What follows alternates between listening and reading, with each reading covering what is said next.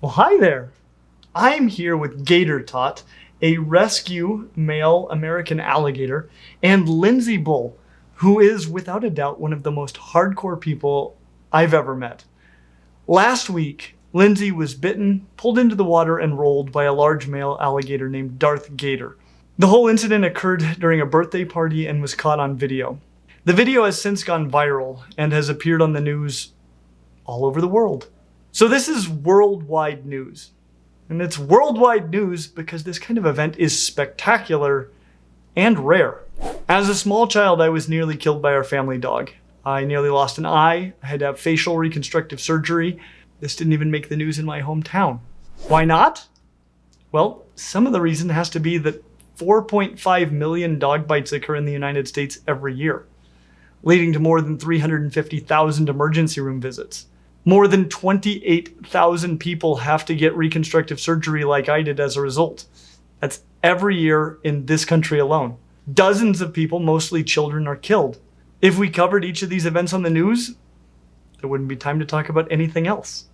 They're common. Same thing goes for horses, motorcycles, and ATVs, which each send more than 100,000 people to emergency rooms in the United States every year. Heck, e-scooters are responsible for more than 30,000 emergency room visits each year, not to mention the people killed by these things. Alligator attacks, on the other hand, have increased to about 10 a year as we've encroached further on their natural habitat. They account for less than one death each year. Very few of those attacks involve captive alligators like this one, even though it's likely that somewhere, somebody has their head in an alligator's mouth right now. I can find no evidence of people being killed by captive alligators, even though it appears that there are thousands of them in private homes in this country alone. They are potentially dangerous animals, but probably not as dangerous as working at a dairy farm. So now I'd like to sit down with Lindsay to discuss what happened, see how she's doing, and discuss the future for Darth Gator and the use of alligators for educational presentations. Well, Lindsay, thank you so much for being here. I want to start off by watching the video of what happened. And I was wondering if before we started, if you could give us a little background on what was happening before this video begins. Sure. So when we do private tours, which is what this was, we like to do something special for the group that comes through. And sometimes that involves like doing a feeding or doing some type of demonstration. And so I had planned to feed Darth Gator already that day. And then when I found out there was a private tour, it just made sense to do it for them. So it was probably an hour or so that we had been going through the shop. And initially the kids were kind of apprehensive about the animals. They didn't really want to get too hands-on. But at that point, they were really excited and running around and wanting to see the next thing.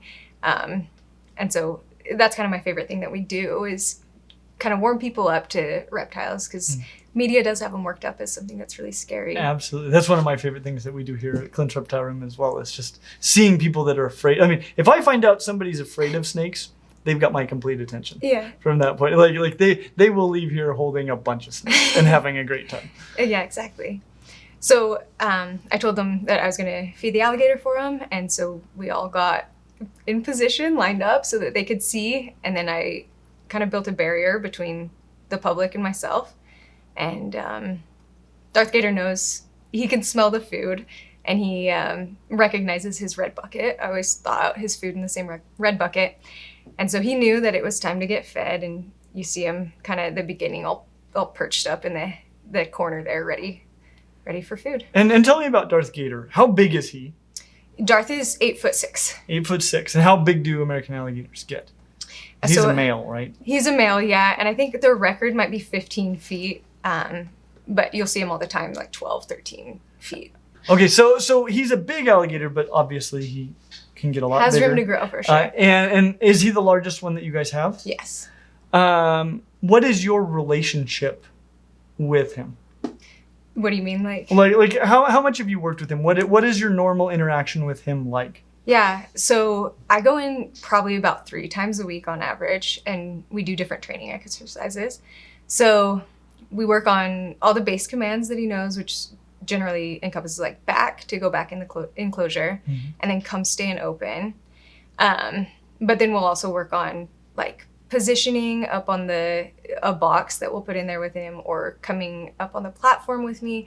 And then I'm also working on an object recognition exercise where if I say the name of an object that's in the pool, he indicates what it is. But that one's taking a lot of time. But this is obviously a very intelligent animal that you're working is. with. And you know him pretty well, but you're not in there with him every day. Not every single day, but I'm in there with enough that I know him quite well. Yeah. How many people are there that work with him? Maybe like 4 or 5 of us. And Okay. then with the training, it's pretty imperative that you have one-on-one attention. So between the trainer, especially when you're teaching something new, which you know this. So with training, it's generally just me that's in there. That's all. And do you go into his enclosure normally when you work with him? Not every time, but sometimes. So sometimes you're in there and there's room enough to work with him in there. But it looks like here where you are, you're still outside of the enclosure. Yes. And just at the beginning of the video, it looks like he's doing something that you don't expect him to do normally. So I did expect him to come up. He Because he knew he was getting fed because he saw the red bucket. Exactly. So it's counterintuitive for him to want to go back in his water. Yes. Because he thinks, I want to get closer to where the food is at. But he does know that he's not supposed to come up there. So Okay. So what is he supposed to do when you come to feed him? stay in the water. Stay in the water. So he is, and that's due to his training. Yes. Obviously, in the wild, if he saw something to eat, he's gonna come up and get it. Right. Okay. So that kind of brings us to where we are here at the beginning, and I'll start playing just a little bit. Okay, so I can't hear too well what you're saying. Do you know what you were saying there? I told them that it was going to be boring for a second. Oh, okay. For a second it was. Then it became something that they'll remember for the rest of their lives. Okay, so you come in, and he's come up. He's opening his mouth at what exactly? Because it looks low on your body. Your arm is way above him. Just a food response. Like if he saw something move down there, he's just kind of swiping his... Do you know what he might have seen? Possibly, my shirt or something that's just below. Would the red bucket be over here? The red bucket's to my right. So it's sitting on the barrier. Okay. So he's still quite a ways from, but he saw something move. And explain what his feeding response is normally like. Like how does he go about getting food from you? Yeah, so, normally when I open his enclosure like this to feed him, I do the back command, and then... So this is normal. Mm-hmm. Okay, so he's up on the... If you were in the water, would you do the back command? No. So it's because he came up that you're like, you need to go back, and he knows, or at least he's trained to normally be back. It just takes him... That's why I said it's going to be boring, is because it usually takes him... I give him a command, and then I count to 20, and then I'll give him the command again. Okay. And so sometimes it'll take him 4 or 5 times, and so like up to a minute or something, minute and a half, before he actually does comply and go back in the water. And sometimes it's shorter, but on average it's probably... So it sounds like he's still in the process of being trained to stay in the water. It's not necessarily that you would expect him to be there, but you're working on getting him to go back there right now. And so it's hard to tell exactly where you are relative to Darth Gator at this point. So your hand is out. It looks like his head is sitting right next to your rib cage. Is that true? He's pretty close, yeah. Okay. And that's normal positioning?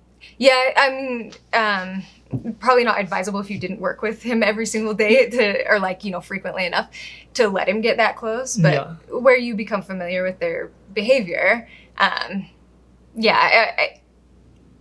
at that point could easily just have moved out of the way. This was the first time I saw it, one of my early takeaways is she's very comfortable with that alligator. Like you know that alligator well, and we'll see too when he actually grabs your hand, you can tell that at least as far as it appears to me, you still have a level of comfort with him. Of hey, you've gotten me, but he's gonna figure out that he's grabbed the wrong thing and he's gonna let me go. Right. Because you seem. I mean, you seem calm the whole time considering what's going on, but you seem incredibly unconcerned with the fact that he's grabbed you right at first. And so that kind of gives me some idea, this is all normal. Everything's going fairly normally to this point. Yes. And it was one of the things I was sort of mistaken about before, because I thought the fact that he was up there was already he was acting differently than normal. It sounds like you'd like for him to act differently than that, but that is the way that he acts. We're still working on it. Okay, Yeah. okay, and that makes sense. That makes a lot of sense. Okay, so here we go. We'll start it up. So at this point, he's coming up to you. He's really close. Okay, so this is the point I really want to ask you what happened. So you still had your hand up. He's continuing to come at you, and you said before he was close to you. So I imagine at this point he's almost nosing into you. I don't think at any point was he like so dangerously close, because I start moving back as soon as he starts pushing forward. But yeah, he at that point that he started coming up onto the platform, and with there being public there, that's why I go for the.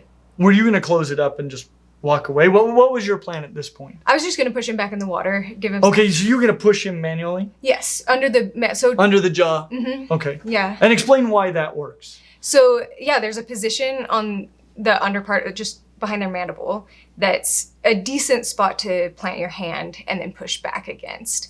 And it's kind of like a little disorienting for them. And once their head's tipped up or whatever, and they generally just slide back into the water. And so at this point in time, because we really can't see you anymore, at this point in time, your hand is in that position, or at least that's where you're Moving trying to go? Yes. Did you ever get there? Yes. Okay, so you were under his mandible. Mm-hmm. You're pushing on him. But the next thing that we're going to see is that somehow he got a hold of your hand. So what happened there? How did that occur? Yeah, so I actually just watched this video for the first time last night. And I didn't know because so much happened so quickly afterwards. Yeah, you're not like, take note of exactly what's happening now because this is going to get real. Yeah. So in watching it, I think he goes to turn off my hand, which at that point you just take your hand out, but then he turns his head back the other direction and my hand's still in the way. And at that point is when he grabs onto it. Okay, so I want to see if I can model this because I'm trying to wrap my hand around it. And I have the stupidest hands because they don't turn over. Okay, but but you had your hand underneath his head, mm-hmm. and he started to turn out this way? I think the other direction. Okay, so he started to turn towards you. Yeah, into the enclosure kind of. And then did he just come back like a typical feeding response? So this is the way that he's going to grab food. In fact, for people who are not really aware, like a long, skinny set of jaws like that is pretty much the way to catch fish and things like fish if you don't have suction feeding jaws. Yeah. And it's going to be a sideways swipe because you can't move yourself forward faster than a fish or another animal can get out of the way, but you can turn your head to the side and swipe sideways and grab something. And so the main way that an alligator is going to get you is it's going to swipe at you sideways. And so you had your hand underneath his head, mm-hmm. pretty typical position that you use. Yeah. And he came back towards you, and you thought he would normally double off and go into the water at that point, but he just came back around and grabbed your hand. Yes. Okay, so that's just about where we are. So right there, he's got you, and you are giving him some ground. You still seem just sort of like nothing to see here. Everything's okay. What were you thinking, though, at this point? Well, so at this point, he hasn't quite bitten me yet. Okay, so what is going on? So you're still pushing him. Yeah, and he's pushing back. That is very different from the way that I saw this. As far as I could tell before, he'd already grabbed you at this point. Okay, so this is just you. So you're not just under him back there where we couldn't see you. At this point, you're pushing him into the water. Mm-hmm. Yeah, the hand. So like a superhero. Okay. All right. So you're pushing him into the water, and that's what's going on. So his head is back. You're pushing him, and that, for most predators, that's really going to throw them off. I was actually, I was up in the mountains the other day with my family, and we ran into one cow, and she started calling, and several other cows came, and they were just kind of slowly approaching us. And my wife was asking what was going on, and I was talking to her about something called predator approach, where a lot of prey species, when they've detected a predator, they will move towards that predator. And a lot of predators, like alligators are ambush predators. And so if you can throw off their hunting strategy, they don't have a plan B, right? It's like, so if you can just kind of, if lions are sneaking up on you and you just are like, you guys don't have the element of surprise, by the way. The lions are just sort of like, Okay. And they often will just take off. Yeah. And so this seems like this should work. And it sounds like, I mean, how many times do you think you've done this? It's got to be hundreds. Yeah. And so far, even at this point, it's like so far so good. Mm-hmm. Okay. I didn't realize that from watching it before. Okay, there. That's where it goes bad. Okay, so now that I know that was the first time that he got you and that you were pushing on him before, that really changes the whole way that I view this video. So you're pushing on his head, and he just kind of rolled off. It was all one very fluid motion. He rolled off and grabbed you. Okay, at this point, what are you thinking? So right then, you've paused it like pretty quickly after I got bitten, realized that I've gotten bitten. Had you been bitten before ever? No. Okay. Yeah, so in my head, I thought that was a bite, and instantly I thought that was pretty easy because my hand wasn't in there so much. He kind of like... It was a gentle grab at first. But then he realized he had something in his mouth, and then he really bites down before my hand comes back out. It almost seems like that might have been accidental, that he even got you in his mouth. Like he was just trying to roll off of your hand. Yeah. And your hand happened to end up in his mouth. Because, yeah, I agree. He also doesn't seem like he knows about it just yet. Right, no, he has no idea. And the way that he did that wasn't an aggressive food response sort of a bite that you would see from an alligator that you were feeding. You know, that's going to be much quicker and much more deliberate with a much harder bite down. Right. Darth's used to opening his mouth and then having food thrown into it. And then all he has to do is close his mouth and swallow. So I've been trying to get somebody to do that for me. all he knew was that something hit his face. And so he bit it. And now something's in his mouth. Yes, okay. Okay, so here, obviously, very quickly, he begins to move side to side. He notices that it's bigger than just one swallowable piece of food. Yeah, and you've got a big problem because you're outside of the enclosure still. Yeah, that's a huge and problem. he's inside, and so he's going to start to death roll. At least you've got to know that's on the table. Yeah, so, no, yeah. Okay. Within the last year, he rolled... We had a lamb donated to us that had died of natural causes during COVID when everything got kind of scary for small businesses. And as a way to raise money to help feed the animals, we did a Facebook Live, and that was the first time that he rolled. And it was pretty spectacular. So he hasn't been rolling for long. And normally the way that he's fed doesn't require it.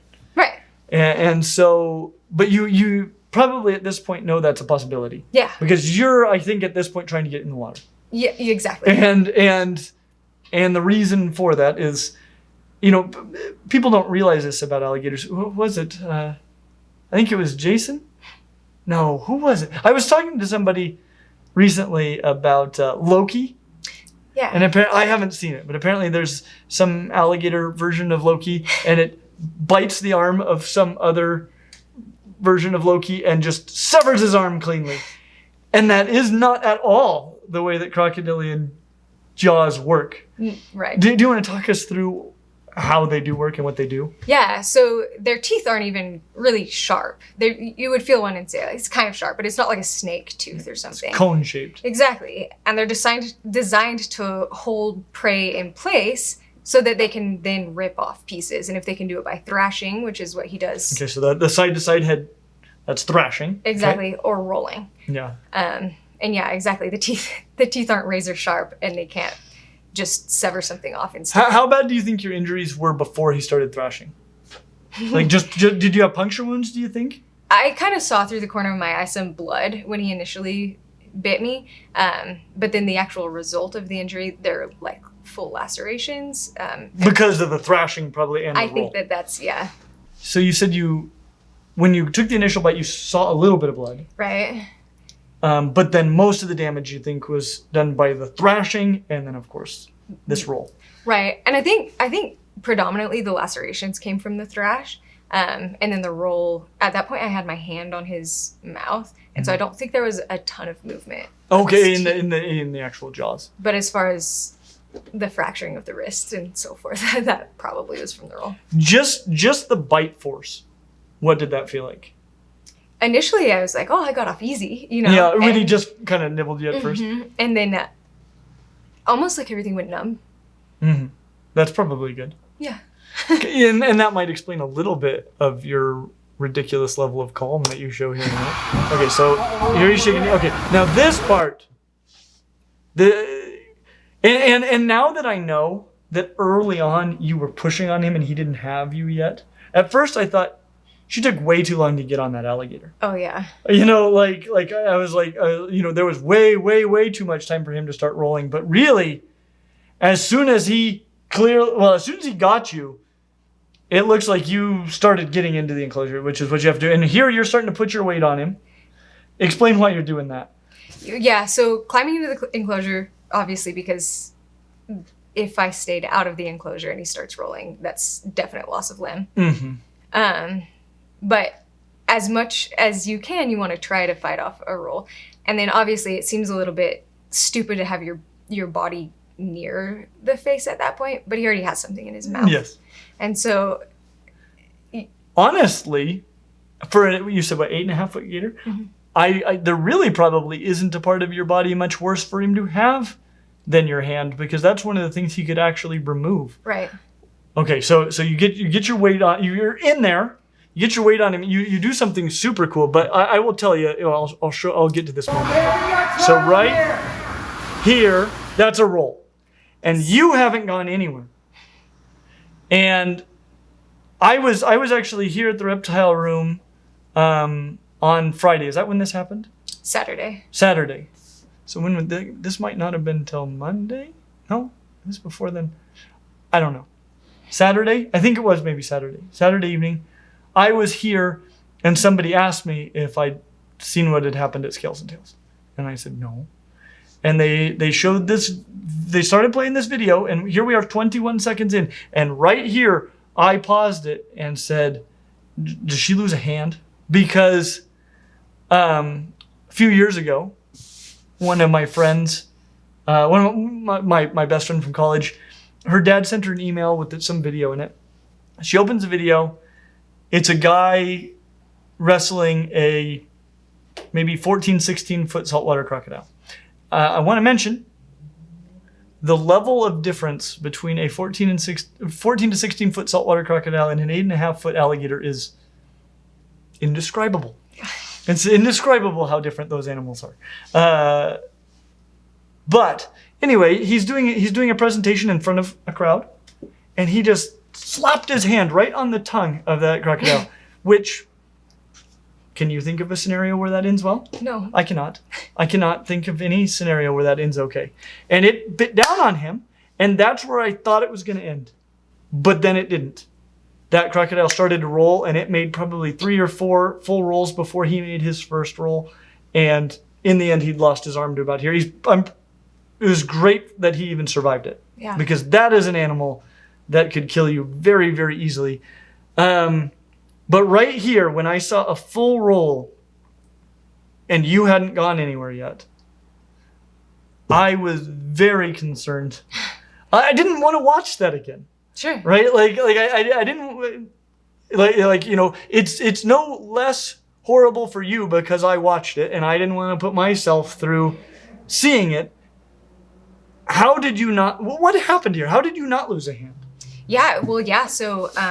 That was actually something that my friend Tyler brought up just last night, that I was lucky that he grabbed my hand the way he did because it was already turned upside down.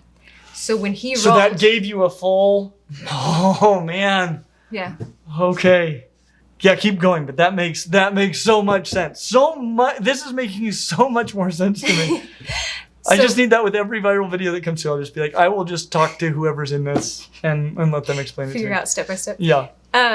Yeah, so I had time to go for the roll, which I needed because initially I saw him go belly up and I was like, yeah, he's going for it. And you don't train for that. How can you? Okay, I was curious because what you do next is so brilliant.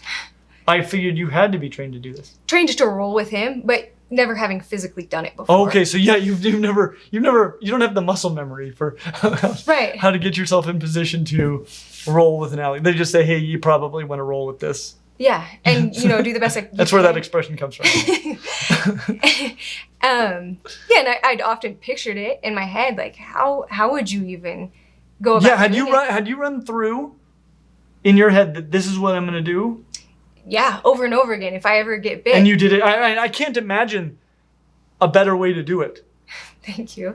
It doesn't look exactly how I thought it would in my head, but well, let's get there for a second. Okay. Okay, so here you are, and okay, so here you are. You bring your legs up around the alligator.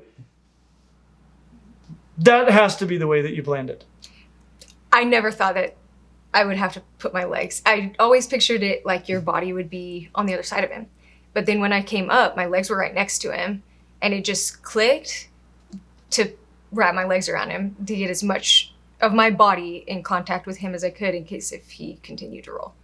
It is my experience that in really stressful situations, there are kind of two kinds of people. There are people that freak out and freeze up, and there are people that just deal with it. Right? I don't know if you freaked out later. I probably would have, right? But in that moment, it's like, okay, well, I got to deal with this right now. And if this isn't the textbook way to do it, this should become the textbook way to do it, because that alligator now can't roll without you. And I don't know how deep that water is. And there are other people around. I want to get to the other people here in a second, but there are other people around. You're not going to drown in there, but you can't have that alligator rolling and you not rolling. And when I saw this, after this, I'm like, okay, it's not going to get worse than whatever it is right now. But I seemed like that first rotation and maybe another partial rotation before you got into this position. And so it looks like your arm, because you had the one free rotation. Yeah. But then there was more, and so now your arm's kind of up like this, it looks like. But probably still with your hand up. So things are probably not good. Doesn't feel awesome. No, yeah, but was it still numb or was it hurting like crazy at this point? At that point, it had started to hurt. Okay. Yeah. Because your composure after this is amazing. So this person who has come in, he's just started to enter. He's kind of getting a hold of you. It looks like at this point. Who is this? That's Donnie Weissman. Okay, and tell me what Donnie Weissman is doing there. Is just trying to help deal with the situation. So right here, it looks like you're giving him instructions. Mm-hmm. What are you telling him to do? He said, "What do you want me to do?" And the way I remembered this, until I watched the video, the way I remembered it is that he was already up on the platform, and I just told him, jump on the back. But he's behind me. Well, yeah, and you can't see him. No. And he was there by you, so that seems reasonable. Yeah. And so I told him jump on his back just to get weight on him. Exactly, because here he can still roll. Yeah. But if somebody's sitting on him, that makes that significantly harder. Yes. So this part right here, where he gets in there and he gets on the back of the alligator, when I saw that, the exact position, so because it looks like he's got his legs back, he's putting his weight on the alligator, and he's putting weight on the eyes. He's covering the eyes and pushing on the head. I've heard a lot of people be like, I can't believe he'd get in there. But I feel like as somebody who is fairly familiar with alligators, even though maybe never having actually done this, what he did is what you would want, exactly what you'd want somebody to do. He did it perfectly. Yeah. So I have a feeling he's at least, people probably don't schedule a visit to Scales and Tails if they're not like a little bit into reptiles and stuff. Sure. Like he kind of knows what he's doing.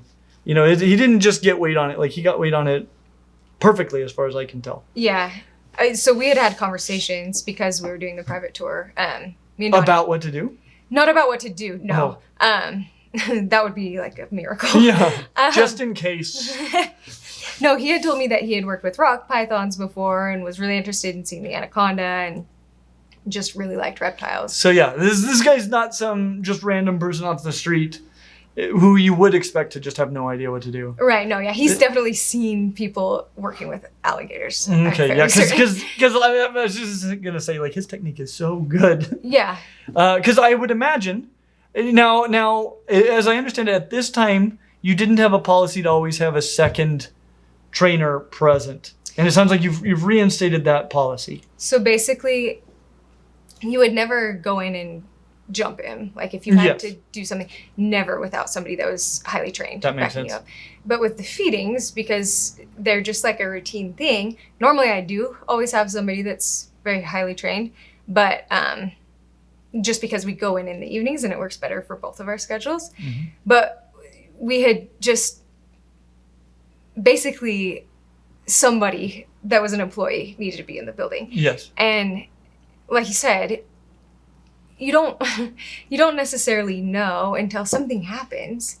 And then it's like, well, yeah, now we're going to make changes to this. Because Yeah, and it sounds like you've made good policy changes as far as how, and I think it makes sense. It's something I talk about with people who are considering giant snakes. Is, a snake gets over 12 feet, maybe even less. You probably don't want to interact with it in any way if you're alone. Exactly. Because, and giant snakes, just sort of like alligators, the danger is there, yet I can find hardly any evidence of people, especially adults, actually being killed by giant snakes that are their pets. Like, it almost never happens, even though there are tens, hundreds of thousands of giant snakes that people have in this country alone. But the possibility is there, and the smart thing to do is to have somebody to back you up. You said there were other people in the building. How long was it before other people from Scales and Tails got to you? He's pretty fast coming in. Yeah. Okay. So there was another employee. There's another employee who comes. Okay, Yeah. so you'll show me when that happens. So at this point, it looks like you're just kind of breathing through it, because I'm sure this is the most painful thing you've ever experienced. Okay, so there's an employee there on the left, and I hadn't noticed him before. Who's that? So his name is Jonathan. He's pretty new to Scales and Tails. Welcome. Yeah, this is how we haze people.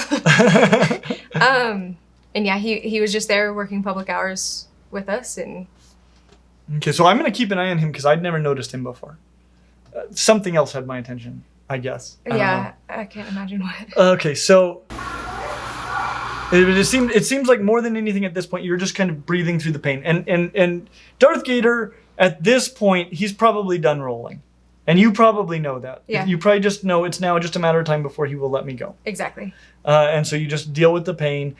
With him not really able to thrash or roll, there's actually not very much danger for you anymore. Like this moment probably seems really scary to a lot of people, but you were probably feeling much better now than you'd been feeling for the last 30 seconds. Yeah. Okay. Okay, so we've got the second employee. What is he doing at this point? It seems like He's asking, what do you need me to do? Okay. And is he asking you? Mm-hmm. Okay. And I told him to grab my arm because in my head I thought he's going to let go, but there's a possibility that I pass out or something first. And so I want somebody there. And it was out of pain or just shock or... I think it must have been shock. I don't know. My head was really ringing. Well, I think that's a very understandable condition to be in.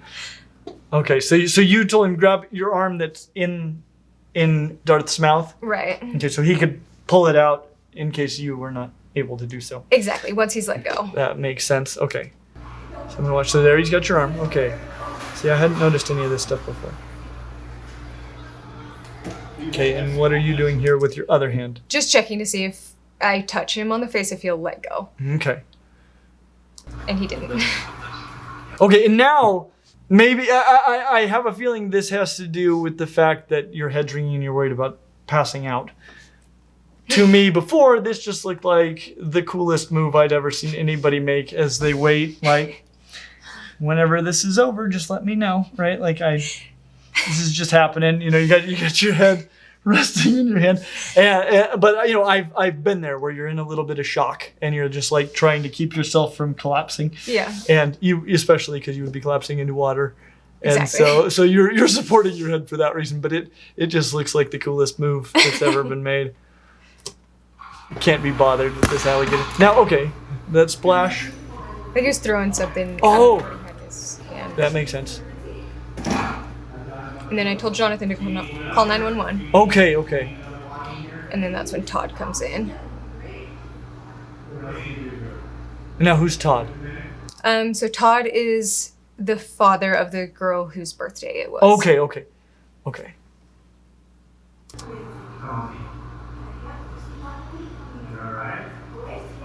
And here you're just waiting. Just trying to, I told him, keep talking to me. Oh, to keep you with it. Exactly. That makes a lot of sense. Okay, here we get a little bit of movement. Okay, now you're out. And you pulled yourself out. Okay. Then Todd. Okay, so Todd pulls you out. So you're now out of the water. This event could be largely over for you. But what are you doing now? So he gets me out of the water, but Donnie's still in it.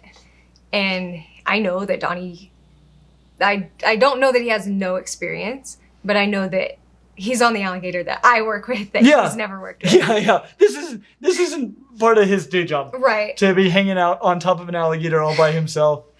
Exactly. So yeah, I knew that I needed to talk him through how to get back off. Mm-hmm. Okay, so you instead of just being like, you know what, I'm really hurt, I'm gonna get the heck out of here and deal with me, you're like, okay, I'm gonna talk Donnie off of this alligator. Right. Okay. So the alligator's thrashing just a little. It looks like he's just trying to walk back out of the water. It's what he's trying to do. And so what are you telling him to do? So at that point, so I wanted him to sit up and then keep his hands clear. Okay, and then? So that he could get his hands back on what we call safe, which is just behind the neutral scutes. But it's very hard to explain this, under the current condition. So yeah, I was just trying to explain to him, get your hands in the safe spot, clear of his mouth, and then sit up. That makes sense. Okay, so let's see how he does with that instruction. So he manages to get Dart to stop thrashing.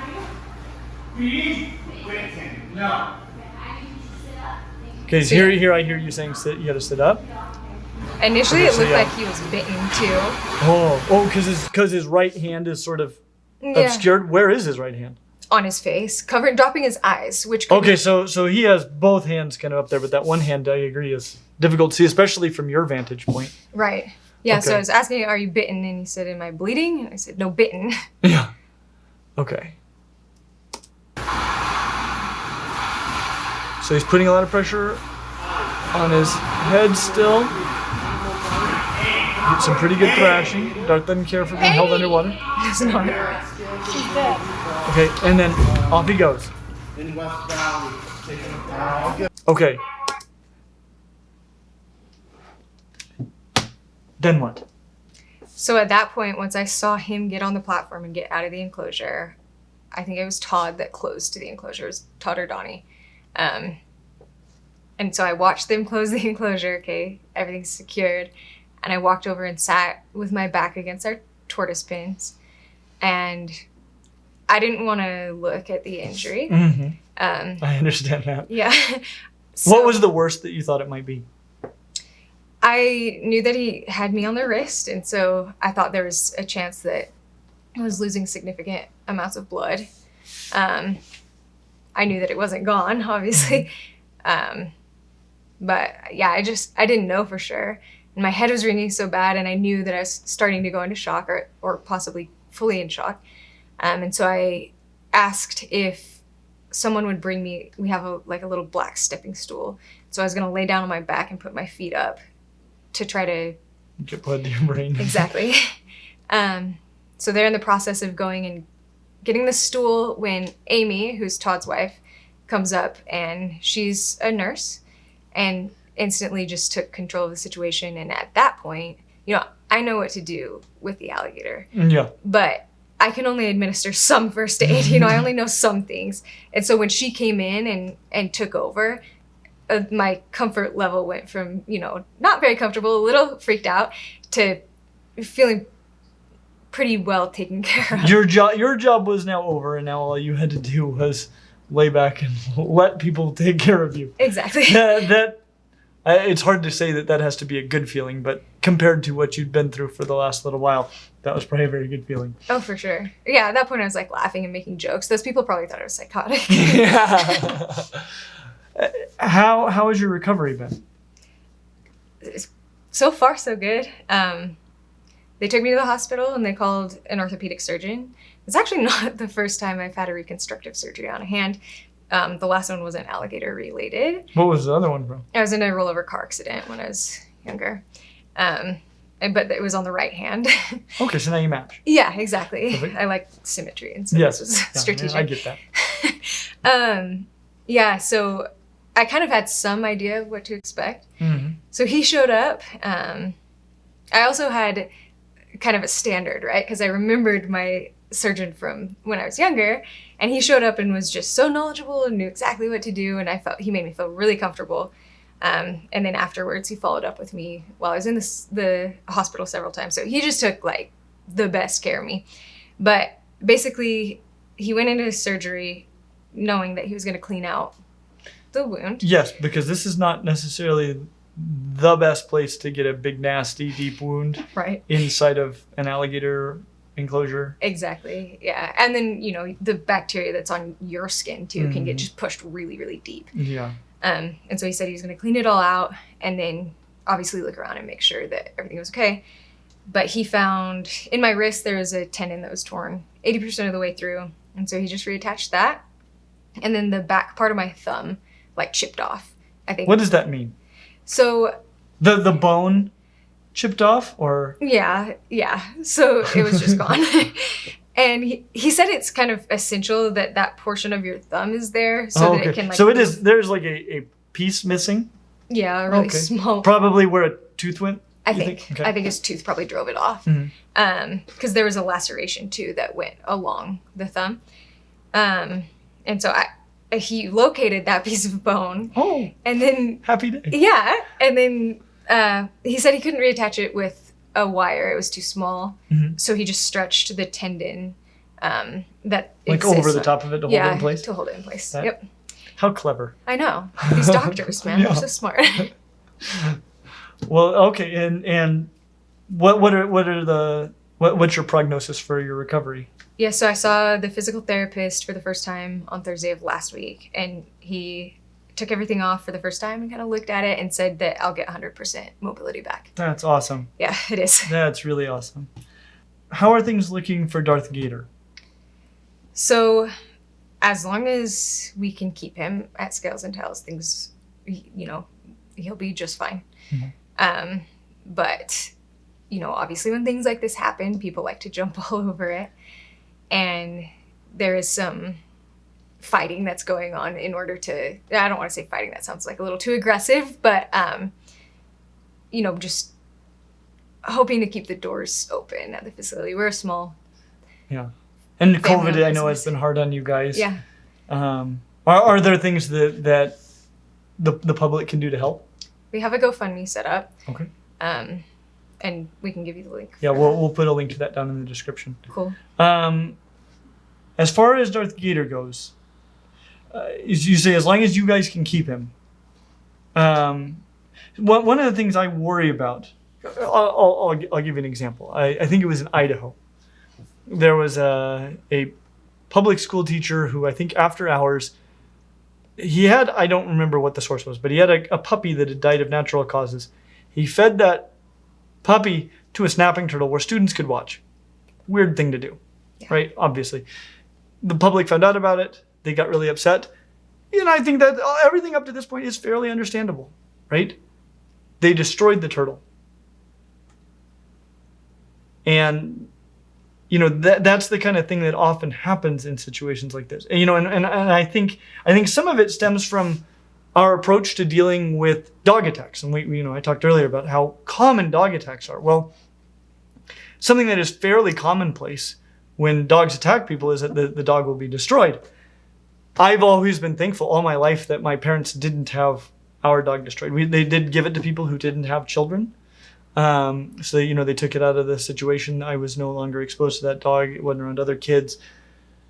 But it is commonplace for dogs to be destroyed, which has its own ethical questions. But I think it sort of, there's a historical precedence for it because we've essentially taken wolves into our home and been like, hey, we're going to let you hang out with our kids. And basically the understanding here is we're trying to get wolves that don't act like wolves. Right. And so whenever we get one that acts a bit like a wolf and seriously injures a kid, it's like, okay, well, we can't be breeding this wolf or having it around our families anymore. And so they destroy that wolf. And, over thousands of years, you get wolves that are considerably nicer, but still bite 4.5 million Americans every year. Well, I'm sure you know this better than almost anybody. We're not doing this with alligators, right? An alligator is an alligator, right? We're not trying to breed nice alligators, right? Alligators are not crazy, maniacal, savage beasts that just want to kill everything around them. They're intelligent, thoughtful animals, but they have a lot of behavioral and instinctive drive to attack things and to shake and roll and do those things. And as somebody who works with alligators, if you know alligator behavior and your individual alligator, you can work with an alligator in relative safety. I mean, the statistics bear out that attacks of this kind are extremely uncommon. And an attack is maybe even a stretch on what happened here. Certainly. It's a mistake that was made, not by the alligator. No. This is what alligators do. It's not a perfectly safe animal. I'm just going to ask you, have you ever at any point since you started working with alligators been under the impression that it is perfectly safe to work with alligators? No. What was your understanding of the safety of working with alligators? That exactly what happened could happen. I would hope so, right? And so, as far as my views on this go, right? The alligator's being an alligator, right? You and all the other staff at Scales and Tails have generally interacted with alligators in a way that is safe.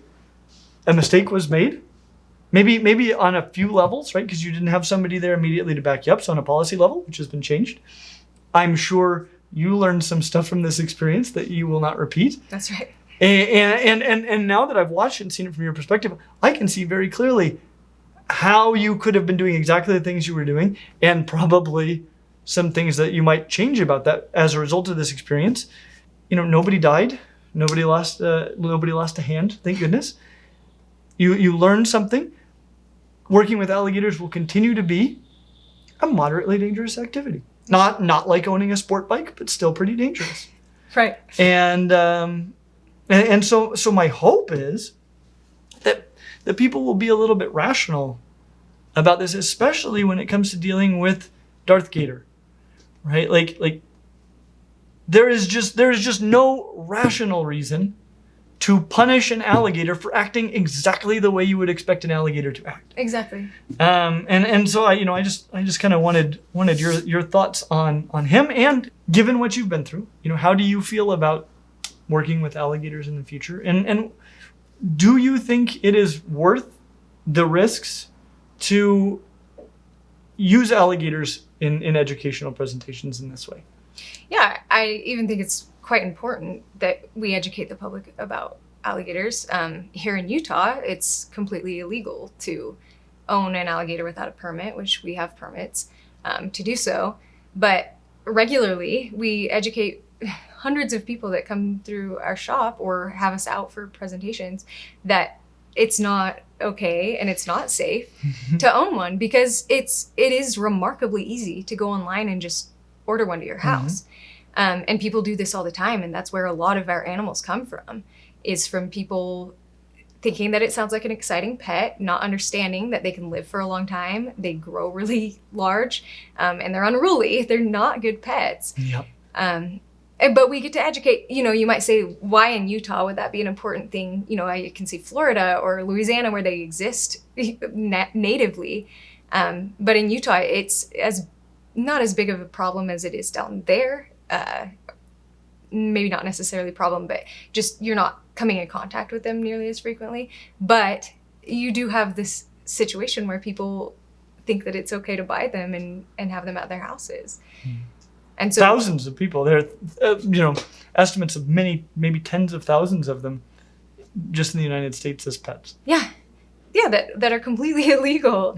And these people oftentimes don't know how to take care of an alligator, like this situation with Gator Tot. He was being kept in a tub with turtles, and none of them were getting enough food, and that's why he's missing his toes, is because the turtles needed something to eat, and that's what they went for. So, where Scales and Tails exists, now there's a good home for him where he gets fed regularly and gets enrichment and then gets to educate the public about how you're not supposed to go online and order an alligator as a pet. I really appreciate that. On this channel, one of our biggest focuses is to help people pick the right pet animal for them. And one of the things we always try to do is we try to show you an adult of whatever it is you're maybe getting yourself into, because a baby reticulated python, totally reasonable. An adult reticulated python, that alone will convince a lot of people, I don't know if I really want this life, right? Where I'm dealing with that. And it's something, as you were saying that, I was thinking, it's one thing to have smaller alligators to show people. That's cool, right? But a smaller alligator actually seems like a good idea. Right. If alligators grew to be the size of Gus, I'd have a lot of them. Yeah. Right? They're awesome. But showing people, because Darth Gator's not even a very big alligator. Right. But showing them a bigger alligator, helps people understand that. But then on top of it, it is my experience that people don't care about saving things that they don't love, and they don't love things that they don't know. Yeah. And if we don't give people opportunities to have real experiences with animals like Darth Gator, they never know them, they never love them. And it is something too where when you take an animal that everybody thinks they should fear, and they get to see how incredible it really is, and they can fall in love with that animal, they're going to look at their whole rest of nature in a completely different way.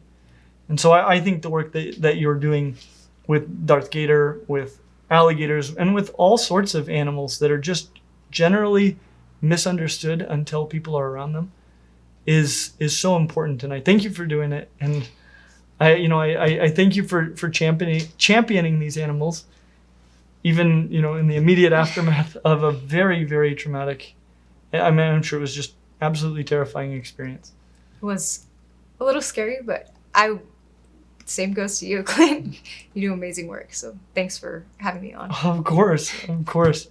Obviously, one of the most sort of sensational things about this whole experience was the fact that it happened at a birthday party for children, and the children were watching.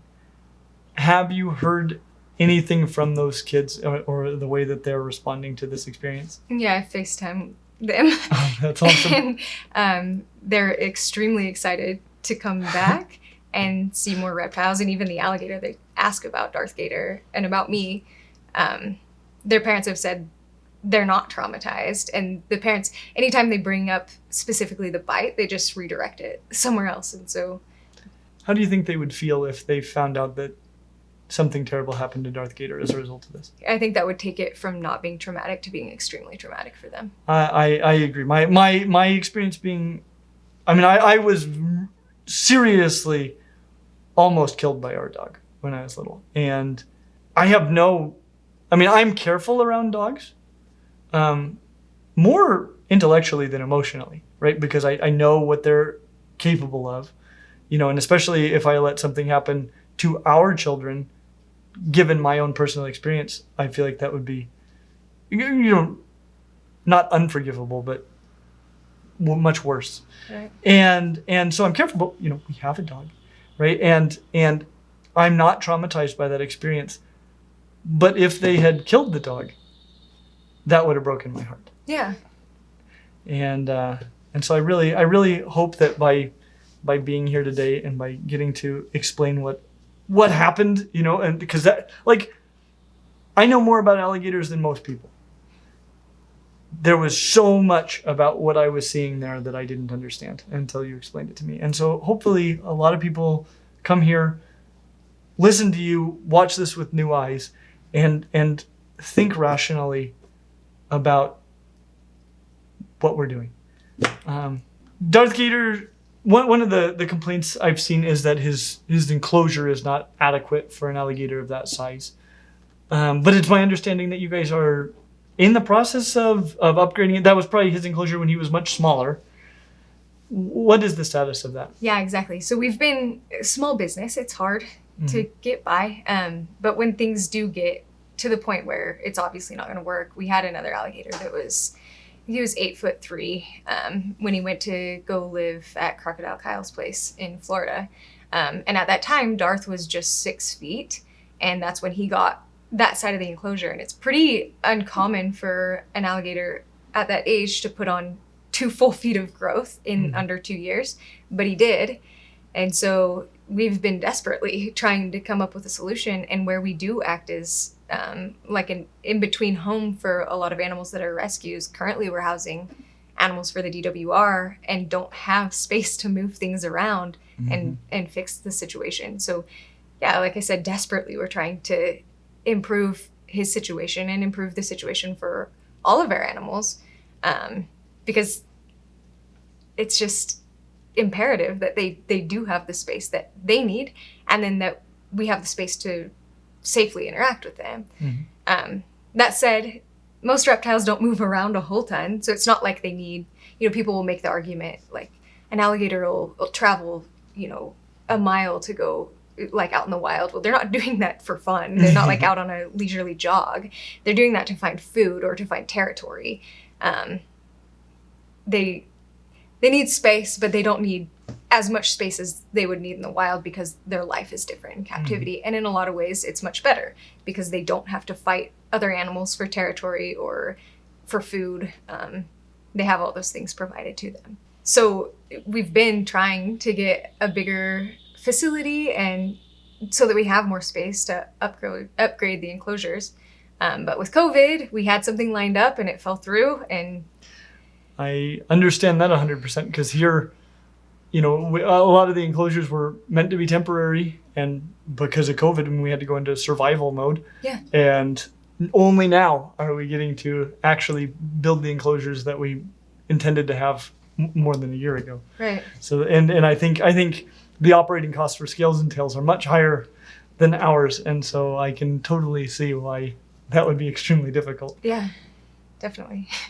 But you were saying that the GoFundMe, one of its main goals is to help upgrade the enclosures, including the enclosure for Darth Gator? Exactly. That's awesome. That is our number one goal, is to use that money to go towards a better life for all the animals, the best life that we can give them. That's so amazing. So if you would like to help Darth Gator see a better life, and just help in general with protecting him, please consider contributing to the GoFundMe. Again, a link is down in the description. Thank you so much for being here. I really, really am thankful. Thanks for having me. As always, like and subscribe, and we hope to see you real soon.